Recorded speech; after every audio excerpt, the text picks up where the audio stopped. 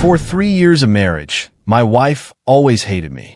Only after I died of cancer did she regret it. She tossed the last life jacket to her first love, leaving me to drown. "Noah, everyone knows you were on the state swim team," she had said. "Number one even, stop playing dead."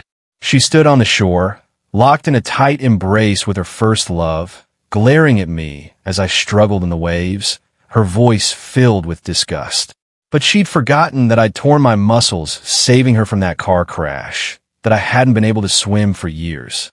Seeing my wife and her first love so close, I allowed myself to sink beneath the waves, and still, she thought I was just throwing a tantrum. "Noah, if you're so determined to die, why don't you sign the divorce papers first? It'll save me from having to be your widow." Our friends knew I loved her with my life, that I would never let go easily. But when I slid the divorce agreement across the table without hesitation, everyone knew my heart had finally been shattered. Only Claire laughed mockingly. "Fine, a divorce.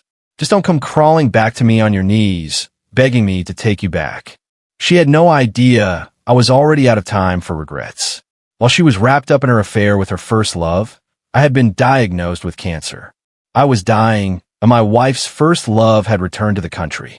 Me, her actual husband, holding our marriage certificate, was powerless to stop them from celebrating her birthday together. "Noah, you're just a stand-in. How can you be so petty? Leo hasn't been back in 3 years. Now that he's finally home, what's wrong with me inviting him to my birthday party?" On the deck of the yacht, Claire violently shoved me away to take his hand, her face a mask of disgust. When she saw me lower my gaze in silence, she rolled her eyes. "Noah, if you want to stake your claim, you need to have something to back it up. Leo gave me a ring he made with his own hand for my birthday. And you? What kind of garbage did you bring after chasing me all the way out here?" In 3 years of marriage, Claire treated me like I was invisible. She only came to me when she needed something. If I tried to talk to her otherwise, she'd just tell me to get lost, her voice dripping with annoyance. I made so many gifts for her by hand, trying to make her happy, but she always treated them with contempt. But now, she held her hand out in front of my face, showing off the ruby ring that Leo had set himself. She was so captivated by it that she didn't even notice me standing before her, my body rigid, a cold sweat breaking out on my forehead. I felt so sick I could have collapsed right there. "Claire, I brought you a gift too," I said, my voice weak, followed by a cough. I placed the keys to the luxury car she'd always wanted in her hand, but the moment she felt my fingertips, damp with the sweat of my pain, she recoiled and flung my hand away. "Oh, that's disgusting. Noah, what did you just touch?" She was furious that I had shown up uninvited on the yacht, interrupting her reunion with Leo. And so, the keys to the luxury car traced a perfect arc against the night sky before sinking into the dark water, gone forever. A gift I prepared for 6 months ended like this. I staggered, barely managing to keep my feet. Just then, Leo emerged from the shadows, a smirk on his face. "No, a long time no see. You're doing so poorly, you can't even afford a real present. You have to give a toy car." He twisted the truth so easily. I opened my mouth to defend myself, but Claire had already linked her arm intimately through his. "Leo, darling, let's not waste our breath on him. You still haven't sung happy birthday to me. Let's hear it now." As they turned to go back inside for the cake, the yacht's captain burst from the helm, shouting, "The bilge is taking on water. Everyone to the life raft now." In the ensuing chaos, Claire grabbed the last life jacket and forced it into Leo's hands. "Leo, I remember you can't swim. Put this on quickly." Claire helped Leo into the life raft. She was so consumed with worry for the first love she'd adored for years that she didn't spare a single glance for me, standing alone on the deck of the sinking yacht. Seeing that my life was in danger, the captain cautiously tried to reason with her. "Miss Thompson, we're not far from shore. The raft will get you there safely. But this man has no raft and no life jacket. He could very well die." After the captain spoke, Claire finally remembered I existed. She spared me a single, cold glance. "If he dies, he dies. I didn't invite him anyway. He just showed up to cause problems." Her tone was sharp with anger, as if the very presence of her husband was a deep embarrassment to her. Hearing this, her friends shot derisive looks my way, as if they'd never seen such a pathetic lapdog. I remember Noah being a great athlete. Wasn't he the state swimming champion back in the day? Oh yeah, I remember that. And I remember he deliberately hid that love letter Leo wrote to Claire just so she would go to his swim meet instead. That's right. If he hadn't meddled, Leo and Claire would have gotten together ages ago. They went back and forth, their chatter making it impossible for me to get a word in. And hearing these old stories reignited a blazing fury in Claire's eyes. She carefully fastened the life jacket on Leo, then turned to me with a dismissive air. Noah, you love swimming so much, don't you? Why don't you just swim to shore? With that, she shouted for the life raft to push off, looking at me as if I were already a dead body. My lips trembled, and I subconsciously called out her name. But Claire's voice was heavy with contempt. Noah, you owe me more than you could ever repay in 2 lifetimes. I'm just asking you to wait here a bit. That's not too much to ask, is it? Claire didn't know. After that car accident years ago, my muscles were completely destroyed from carrying her 3 miles to safety. Forget swimming. For years now, even the slightest stretch would cause my legs to spasm uncontrollably in the middle of the night. Swimming was a distant memory. By leaving me here, she was giving me a death sentence. Claire, have you forgotten how Leo treated you? I screamed, fueled by boundless rage and despair. I wanted to understand before I died. But Claire just rolled her eyes. Noah, you don't have the right to bring up the past. If you hadn't faked that recording, I never would have misunderstood Leo. I met Claire when I was 12. That year, my father's bicycle collided with the Thompson family's luxury car at an intersection. My dad was scrambling to come up with the money for the repairs until Claire saw me. Dressed in a pink and white party dress, she walked right up to me and asked sweetly, I'm a princess who just moved to this city, and I need a big brother. Will you be mine? Claire's father adored her. Hearing her request, he immediately agreed. My father no longer had to pay for the damages, on the condition that I would stay by Claire's side as she grew up. Just like that, I became her personal shadow. We flew kites, made crafts together, and I even told her bedtime stories. She always called me her brother, and the sweet sound of it made me so happy I felt I could have ripped my own heart out for her. That lasted until Claire's 18th birthday party. Leo, who had just returned to the country, smiled as he fastened a diamond necklace around her neck. Claire, you're so beautiful. Will you be my girlfriend? I was seething, wondering where he got the audacity. But Claire, her eyes glistening with tears, nodded again and again. Yes, I will. Leo, yes, I will. The air seemed to freeze. I stood there like a statue, and it took a long moment before I could find my voice. Claire, why? She offered no explanation. As she brushed past me, she gave me an amused, condescending look. Who I date has nothing to do with you, does it? All the years we had spent growing up together meant nothing to her. Because Noah was just a brother, but Leo was her Leo. My head was pounding. As I tried to relax with a cigarette in a quiet corner, I overheard Leo and his friends laughing. Man, Leo, you're amazing. You'd disappear for years, come back, and land Claire Thompson just like that. Of course. How many girls has Leo been with overseas? One little Claire was nothing. Leo laughed arrogantly. All right, who bet against me? Pay up. They were gambling with Claire's heart. I couldn't take it. I stormed out to confront Leo, but Claire rushed over and stood in front of him, protecting him. Noah, have you lost your mind? I told her she was being deceived. I played the recording for her in front of everyone. How many girls has Leo been with overseas? One little Claire was nothing. Her innocent heart was crushed. After that day, Claire stopped speaking to Leo. But now, here she was screaming at me, utterly convinced that the recording I had used to save her from him was a fake. A bitter laugh escaped my lips as I fell to my knees on the deck, all the fight gone out of me. Meanwhile, Claire leaned in and kissed Leo on the cheek, her voice sickly sweet. I'm so sorry, Leo. I completely misunderstood you back then. Minutes later, Claire and the others were safely on shore. Just as the captain had said, the life raft was perfectly fine, Leo would have been safe even without the life jacket. After their exciting ordeal, they posed for photos on the beach while waiting for a driver to take them back to their hotel. As for me, I sank, letting the salt water fill my nose and mouth, flooding my lungs, until a rescue net scooped me up. The captain, unwilling to be an accessory to murder for some rich girl, had come back for me. He pulled my body from the sea. The moment they laid me on the sand, Claire stormed over and slapped me hard across the face. "Noah, everyone knows you were a state champion. Stop playing dead." She wasn't curious why a former champion swimmer had nearly drowned. She wasn't concerned about how much seawater I had swallowed. She just thought I was being overdramatic and making a scene. I pressed my lips together, looking from Leo, whose clothes were perfectly dry, to myself, a pathetic, soaking mess. For a moment, I couldn't remember why I had ever loved Claire. My wife was still screaming at me. "Noah, if you want to die so badly, then sign the divorce papers first. Save me the trouble of having to mourn you." After 10 years of knowing her, 3 years of being married to her, Claire finally asked for a divorce.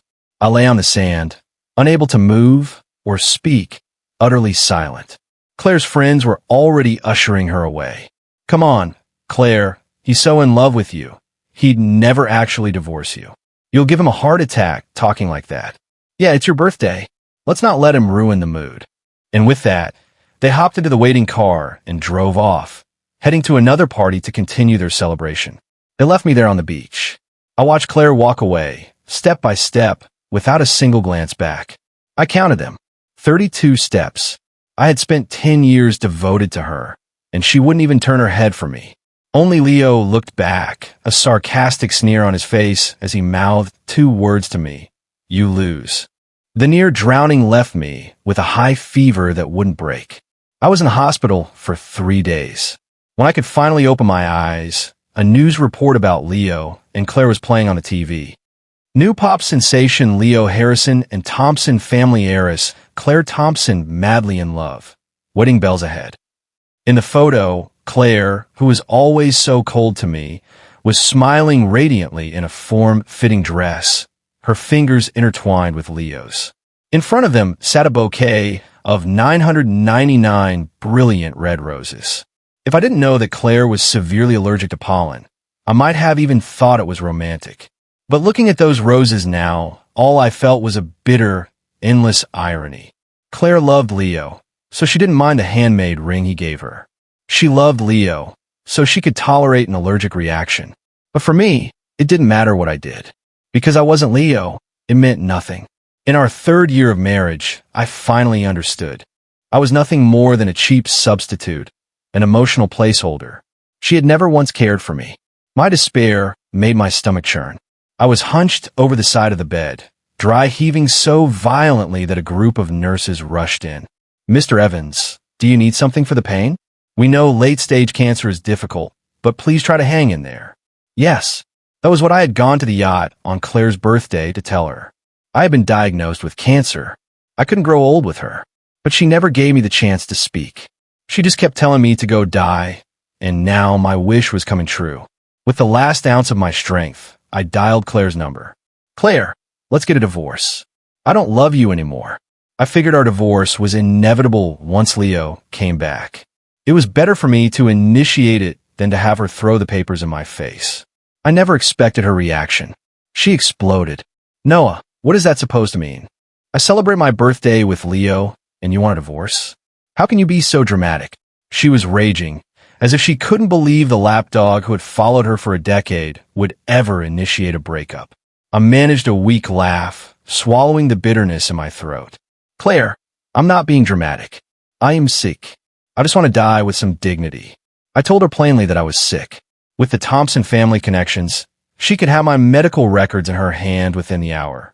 But my honesty only earned her scorn. Her tone suddenly became light and mocking, as if she had expected this all along. Leo was right. "You'll say anything to try and win me back. You're dying, Noah? Well, hurry up. It will save us the legal waiting period for the divorce." With that, she hung up, giving me no chance to reply. With my advanced cancer, I didn't have much energy to begin with. The call ended, and I slipped back into unconsciousness, oblivious to the party on her end that had just ground to a halt because of our conversation. The friends who had been trying to get Claire to dance moments before now fell silent, intimidated by her fierce scowl. "Claire, did you have a fight with Noah?" Her face was flushed with anger. Watching her, one of her friends ventured, "Claire, if Noah's mad, just sweet-talk him a little. It's rare to find a husband who would travel the country searching for the best doctors just because his wife was sick. Yeah, Claire, Noah loves you so much. Just put on a pretty dress and he'll be putty in your hands. Claire, don't take what he said seriously. He's obviously just jealous of you and Leo." Their words reminded Claire of my devotion, of how much I loved her. Her anxiety about me wanting a divorce began to fade, replaced by a smug, mocking smile. "A divorce? You guys actually believe that?" Noah wouldn't dare. If I agreed to a divorce today, I guarantee he'd be on his knees begging me to take him back within a week. I don't have time for his games. She lifted her chin haughtily, just as a knock came at the door. It was the lawyer I had sent, holding the divorce papers I had already prepared. "Miss Thompson, please look over the agreement. If there are no issues, you can sign here. Mr. Evans is quite insistent." Claire's smug expression instantly shattered. She leaped to her feet, pointing a trembling finger at the lawyer. "What does Noah think he's doing? He actually wants to go through with this?" The lawyer simply nodded. The others in the room exchanged concerned looks before quickly calling Leo. A few minutes later, Leo, still in his stage costume, came straight from his performance to their private suite. He walked over to the visibly upset Claire and asked with some irritation, "Claire, I sang that last song for you. How was it?" Claire seemed dazed and didn't answer. Leo took her hand and kissed it. "Claire, if Noah hadn't gotten in the way, we would have been together years ago. Now he's finally giving up. Aren't you happy?" Claire's brow furrowed, a strange sense of unease creeping into her heart. But before she could question him, Leo tilted her chin up and kissed her deeply. "Claire, divorce him. Be with me." They kissed passionately, the air thick with the moment. When it ended, Claire glanced around, seeing everyone watching them like it was a show. Gritting her teeth, she signed the divorce papers. She would not be made a fool of. If Noah wanted to cause this much drama, he would have to be the one to apologize. Otherwise, she would never forgive him. "Claire, I'll be waiting right here. The moment you have that divorce decree, we'll go get our marriage license," Leo promised Claire. On the day we were to finalize the divorce, I arrived at the courthouse a little early. With late-stage cancer, every part of my body was in constant pain. I couldn't bear the chill of the wind, but it carried Leo's smug, cruel voice to my ears anyway. He and Claire got out of their car together, and the moment he saw me, his face twisted with disdain. "Noah, playing the pity card again? Look at you. Without Claire to support you, you can't even afford to eat? How did you get so emaciated?"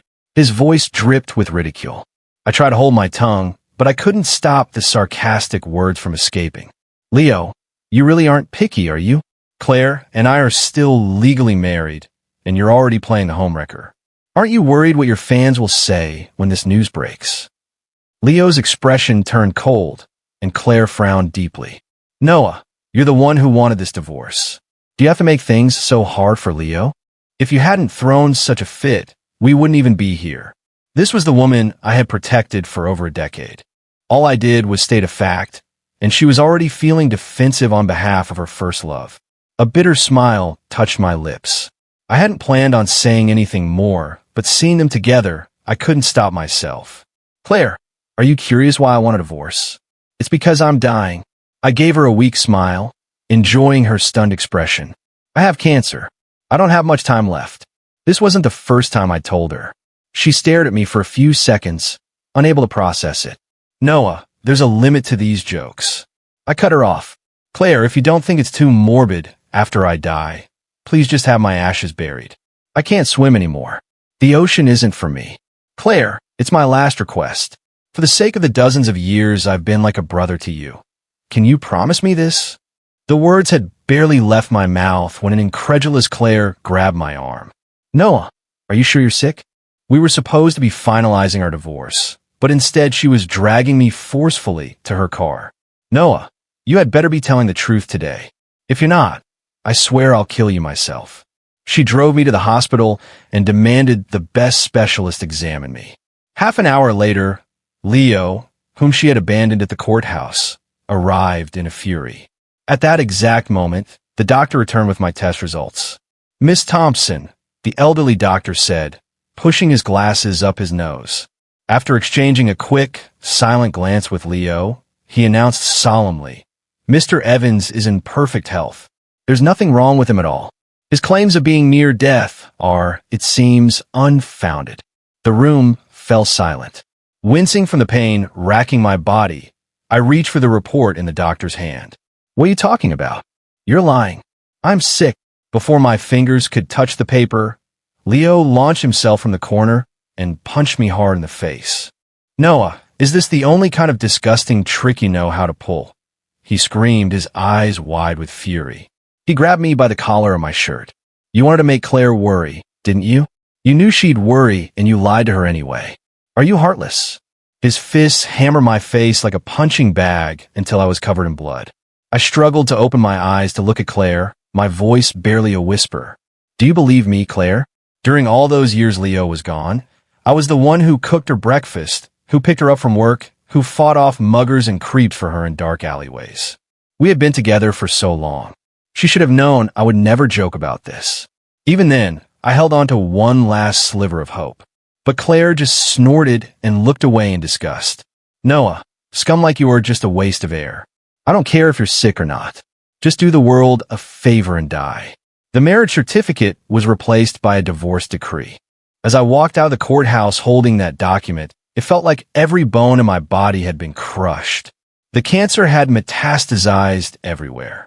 Every step sent a wave of pain through me, and a cold sweat dripped from my brow, to say nothing of the fresh bruises and cuts from Leo's fists.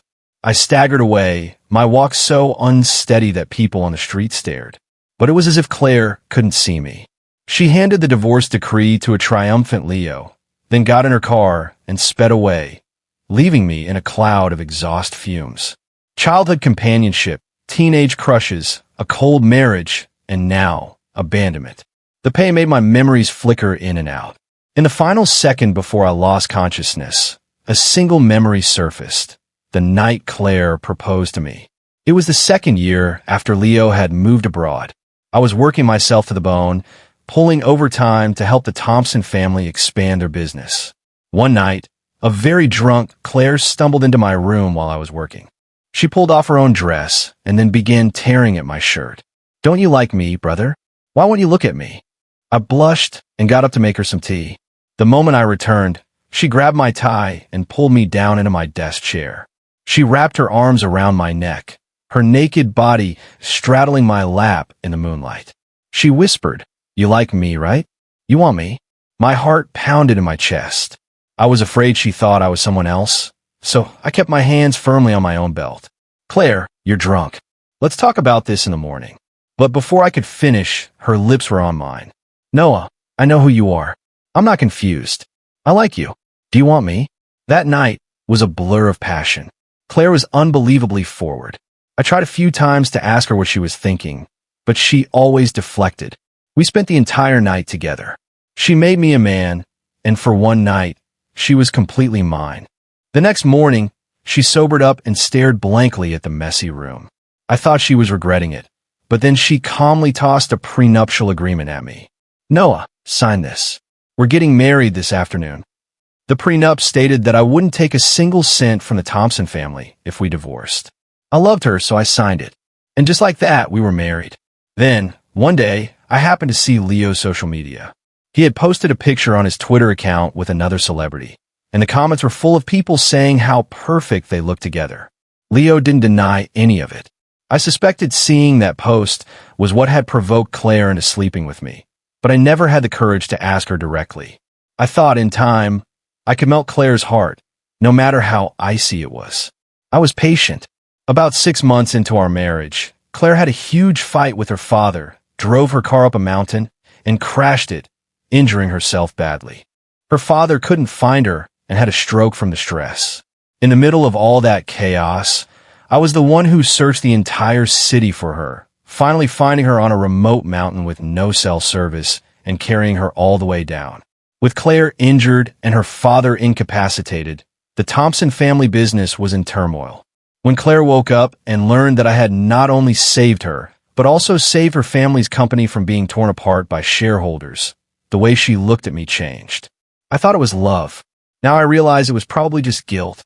All these years, no matter what I did for her, in her eyes, I was just the collateral my father had given her family when he couldn't afford to pay for that car repair. She never valued me because she was always certain I would never leave her. I blinked weakly, and through the haze of pain, I pulled the divorce decree from my pocket and read it over and over. I'm sorry, Claire. I promised to be your brother, but I couldn't stop myself from falling in love with you. Maybe this cancer is my punishment. Now, your brother is dying. You must be happy about that. Blood poured from my mouth. Clutching the divorce decree, I finally lost consciousness. My body, ravaged by cancer and a brutal beating, had finally given up. I collapsed to the ground and my breathing stopped. An ambulance came and rushed me to the hospital, but after 10 days of fighting, my life slipped away. After I died, my soul floated up into the air. The medical staff, having failed to save me, found my divorce decree and sighed at the name printed next to mine. Claire Thompson. The deceased's ex-wife is named Claire Thompson. Someone contact her. Ask her to come handle the arrangements. They wanted Claire to claim my body. I desperately tried to stop them, but as a spirit, my hand passed right through the phone. I floated there, watching helplessly as they scrolled through my contacts and found the entry I hadn't had the chance to change: wife. After a few rings, Claire answered impatiently. She had chartered a private jet to take Leo on a tropical vacation after our divorce, determined to teach me a lesson. The moment she picked up, her voice, dripping with sarcasm, came through the line. Noah, we're divorced. What are you calling me for? Want me back? Then you can get on your knees and beg. Her arrogant, condescending tone left the nurse on the other end stunned. After a moment, the nurse spoke in a cold, professional voice. Miss Thompson, Mr. Evans has passed away.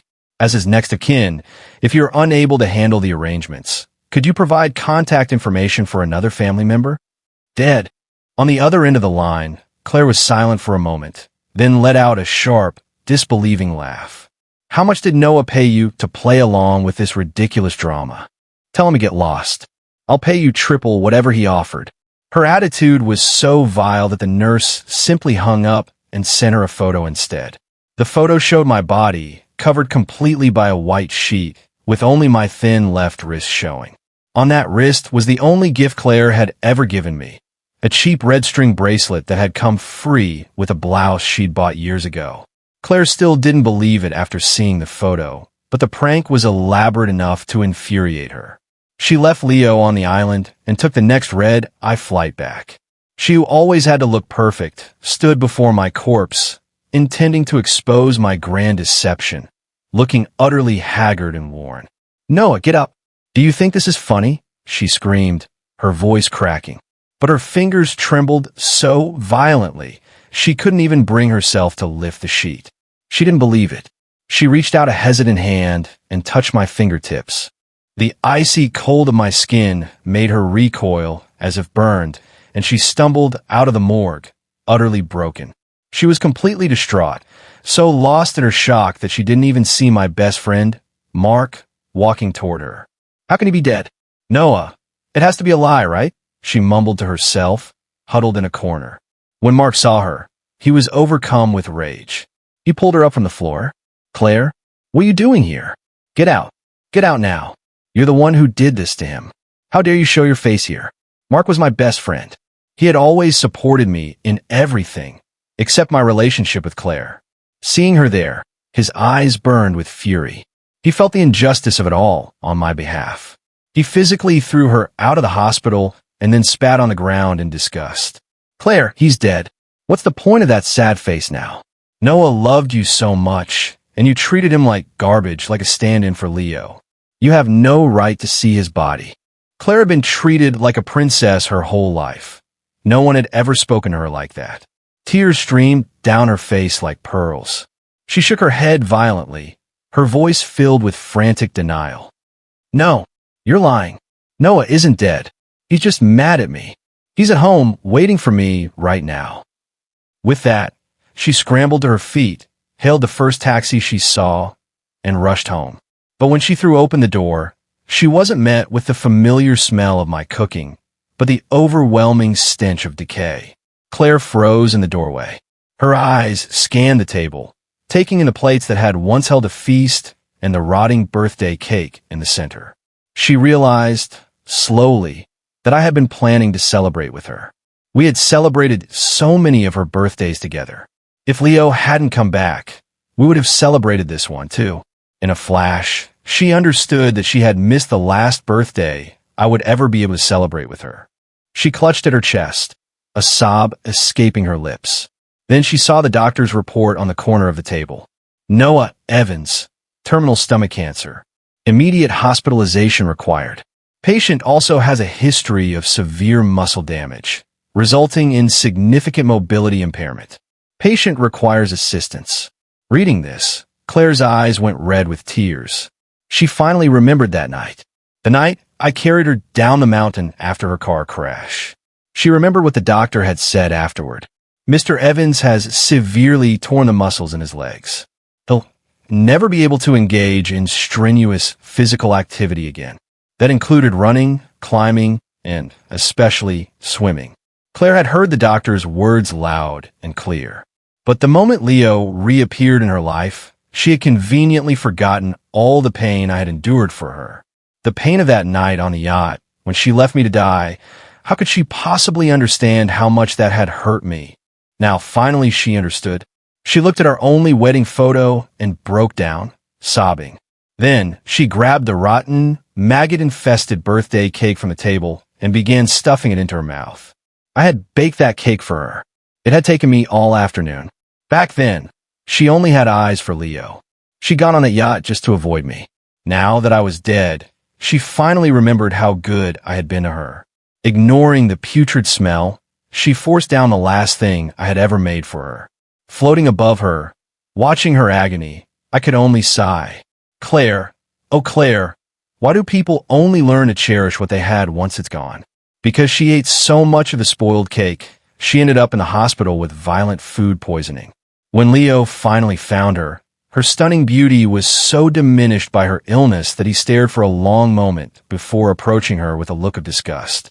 Claire, what happened to you? You look terrible. His disgust was plain on his face, but Claire just clutched a photo of me to her chest, refusing to even look at him. Claire, this is the second time you've ditched me for Noah. Don't you think you owe me an explanation? Leo kept talking, and when Claire remained dazed and unresponsive, he shook her, annoyed. Claire, Noah is dead. There's no one running your family's company now. You embarrassed me twice for that loser. Why don't you make it up to me and just give me the company? Leo and Claire had been neighbors for over a decade. Back then, his family had been wealthy, and they had a lot in common.